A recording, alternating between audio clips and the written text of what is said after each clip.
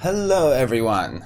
In case you are new to the channel, which you are because this is the first video, the idea behind the channel is that I am not an investor, I'm not a financial advisor, nothing like that. I'm a CEO of a gaming company, and me and my partner, co-founder Ben, got into investing pretty heavily the past few months. And at some point we decided to make a bet who can make more investing over a year. So we have this bet, and then we decided to open YouTube channels for it to make it more fun, show the stupid things that we're doing, learn from it, have people on YouTube yell at us that we suck and we get things completely wrong, and at the end either lose money or win money. But in any case, this will be a fun journey and hopefully something we can all learn from. So while Ben is setting up his accounts and stuff, I wanted to start because I'm a cheater and I want to get a head start. So I wanted to talk about stocks that I'm thinking about investing into, and the first one today is going to be HCMC, which I'm really interested in. Also, a disclaimer, me personally, in my portfolio, I'm already invested in it, but I think I'm going to take this for our bet as well. And HCMC is one of the more interesting stocks I think that there are currently on the market. It's extremely risky, and I'm guessing that if you're watching this video, you already I'm kind of familiar with it, but if not, I'm gonna do a very fast run through. So HCMC, Healthier Choices Management Corp, is a super tiny company. Well, super tiny. Their valuation before this lawsuit was roughly around 50 million. Now their market cap is sitting at around 500 million. So bigger than our company, but still a pretty small one. They're traded as a pink sheet, so definitely not big, but they are suing Philip Morris, which is what's making this stock very interesting. So if we look at the stock, currently it's at 0.0016. If we're gonna look 5 days back, we'll see that there was very little action this past week. But if we'll go 6 months back, then we'll see a pretty huge jump from 0.0001 to where we are today. Now, if you look at this, guess where the lawsuit has been filed. And basically the story is that it's a patent infringement lawsuit, and they are kind of very at the early stages of this. So they announce it, then they file motions. Basically nothing dramatic has happened since, and we're all waiting. The one interesting thing that happened lately, in my opinion, is that they filed a joint motion to postpone some answer of HCMC to Philip Morris that are trying to get rid of this lawsuit, which can be an interesting sign, and I'll talk about it in a bit. So generally speaking, that's the story of this stock so far. Now the reason why I'm into this stock. So again, I have to say, I'm not an investor. I'm not like an expert on the stock market or stuff like that. I try to invest using the tools that I have, which is not technical analysis and stuff like that, which I kind of know, but definitely not as good as I should, which is what I want to improve over this year, hopefully, with your help, actually. So the things I do think I know a lot about is gaming, because as mentioned, I'm managing a gaming company, and I've been in this industry for many years, and I do have the perspective of a CEO, obviously much smaller companies than you would usually see in the stock market, but still, I do understand how companies operate and do understand some legal proceedings. I know dividends, I know how stocks work, I know the relationship between companies and investors, because that's kind of my day-to-day. So taking all that into account, I was looking at this case, and it's an interesting one, and I have to give a small disclaimer here. I am invested in the stock already, meaning me personally, and I'm thinking about taking this investment and also doing it with the bet with Ben. And the reason I invested into this is not because I believe that they will win the lawsuit or something will happen, but because of what happens if they do. And basically, whenever I think about investing in a stock, I not only care about if I think it's going to go up or down or how fast, which is usually what people are talking about, but also, the risk versus the reward type of thing, right? So to make it really simple, let's take a coin. This is 10 shekels, because I'm from Israel, in case I didn't mention that. So we use shekels. So this is roughly $2.8 or something in that area today. So if I take this coin and I flip it and I tell you, gamble, like you need to put $100 and, see which side it lands on, right? And you're gonna give me $100. If you're wrong, you're losing all your $100, which is basically the case with HCMC. If they lose the lawsuit, we can expect this thing to go back to 0.0001 and lose all our money.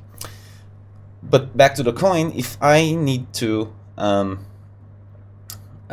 decide if I want to take this bet or not, if I will get, in case I win $200, so earn 100 after risking 100, that's not a good bet to make.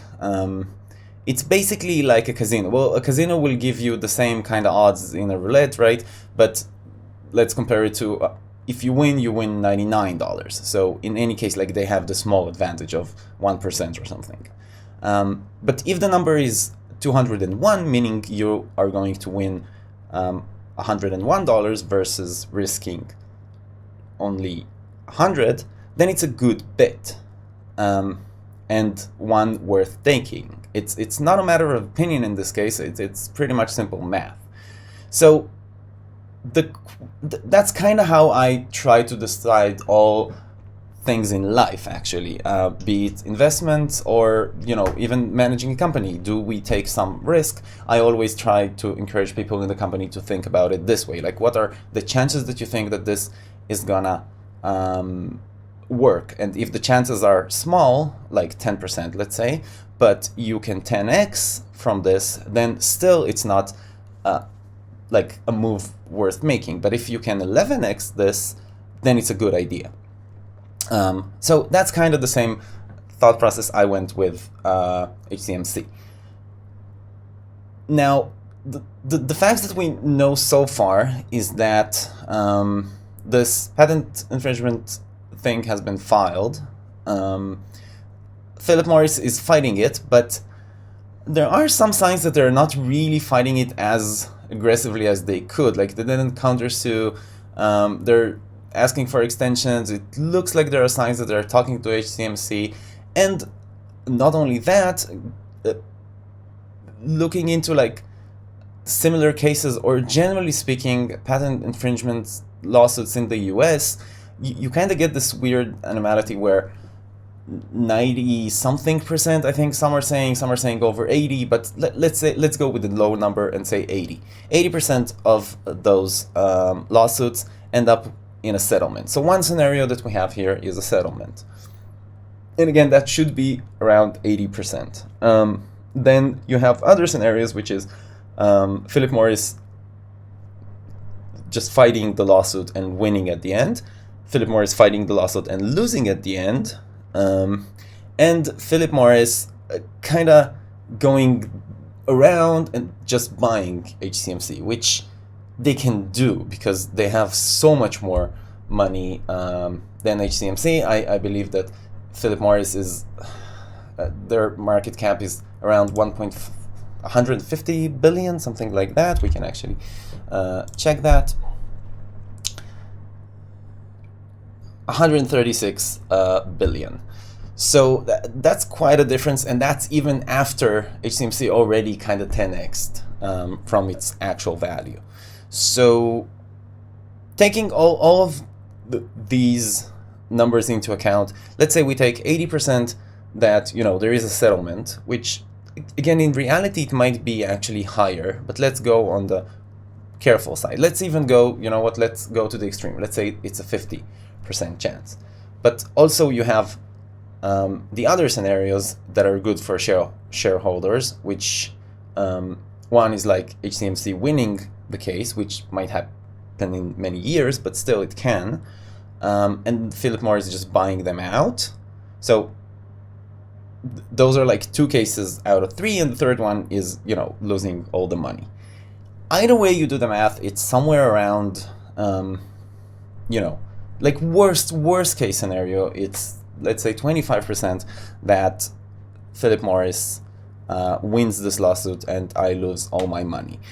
Losing all my money is a bad thing. That's why I won't risk, you know, everything I have on this, but it's still 25%. So in order to make, and that's the worst case. In reality, me personally, and again, not an advice, I'm not a lawyer, I'm nothing like that, but in reality, I would put those percentages probably somewhere around 5 to 10.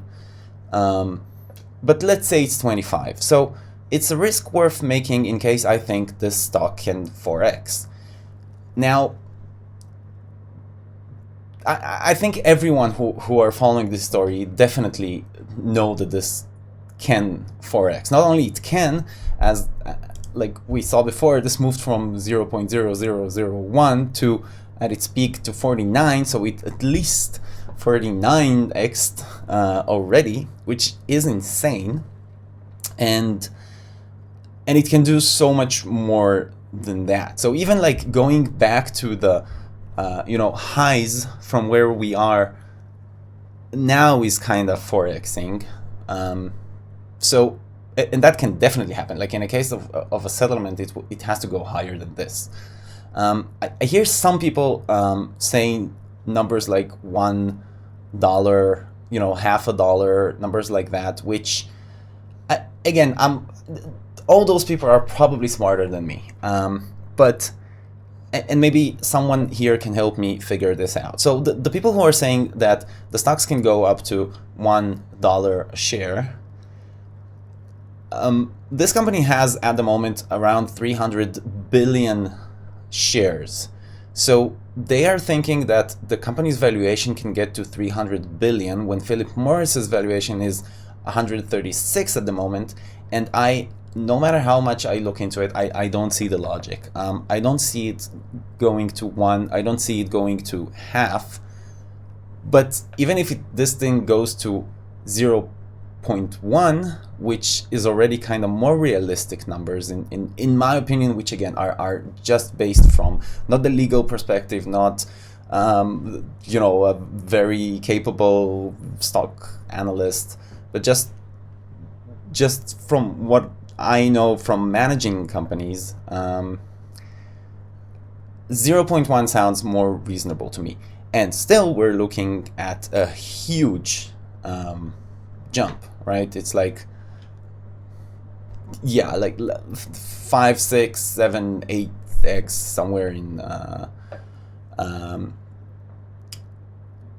in this area, which is kind of insane. Wait, sorry, I all those zeros are confusing me.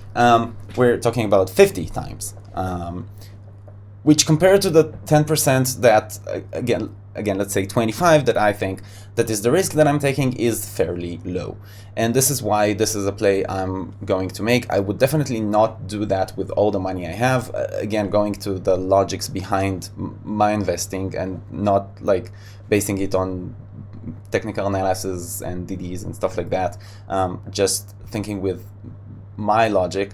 There is also this component of how much is it of a risk for you? Because obviously for Warren Buffett, risking $1 million is not the same as it is for me, right? So he can do those plays very comfortably, but I can't, because I can't take a 10% chance of losing all the money that I have in life. I think the same way when I run a company, I can take a lot more risks than me personally, but if we have to put 20 million on something that has a 30% chance of failing, and then we lose all our money completely, but the upside of this can be $1 billion, I wouldn't be so fast to make this risk, because the risk is not only the 20 million, it's actually like having the whole company going under, and those are two very different things. So there is also this element of like how much this is for you. So I would definitely not put all my money in this, but I put enough to that I can lose and not impact me a lot. I can even be open about it and say that I put about 5% of my portfolio into this, which is a lot. So I definitely don't encourage anyone to do that. And again, it's not financial advice. I don't know how many times I'm supposed to say this in a video. I'm kind of new to this, but just in case you thought something else. So anyway, that's the reason why I'm bullish, so to speak, on this stock, or at least why I decided to take the risk, and probably gonna decide to do this with Ben's bet as well, because I know Ben pretty well.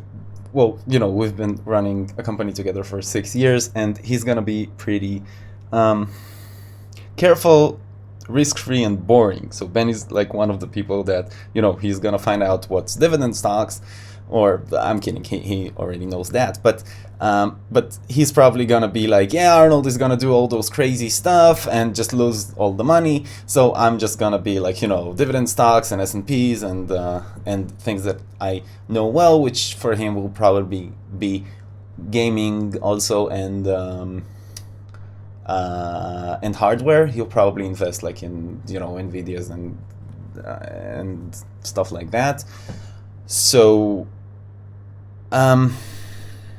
so I think that for this, like, I'm thinking which interesting plays I can make, and I think this is definitely one. Risking 5% of the portfolio for what I personally analyze as, again, worst case scenario, 25% risk for a potential 50x gain doesn't happen a lot in life and investing at all. Like, you don't have a lot of possibilities to make bets like that, and that's one I'm willing to make. So anyway, that's my logic. If you think I'm an idiot or you don't agree with it, I totally get it. Write down in the comments. Explain to me, by the way, if that's an honest question, if you understand why some people who are not stupid think this can go up to $1. Please explain to me how a company can get to 300 billion valuation when settling with a company that's that valuation is around 136, and what is the logic behind that. And I don't understand this YouTube logic, like slang, so to speak, but hit that ravishing subscribe and like button and the bell, and basically, click everything that YouTube will let you click on, because apparently that will help me make money in the future or something. But really, I am doing this channel just for fun, and so we can learn together and exchange ideas. This just, I think, will motivate me and hopefully other people to do fun research.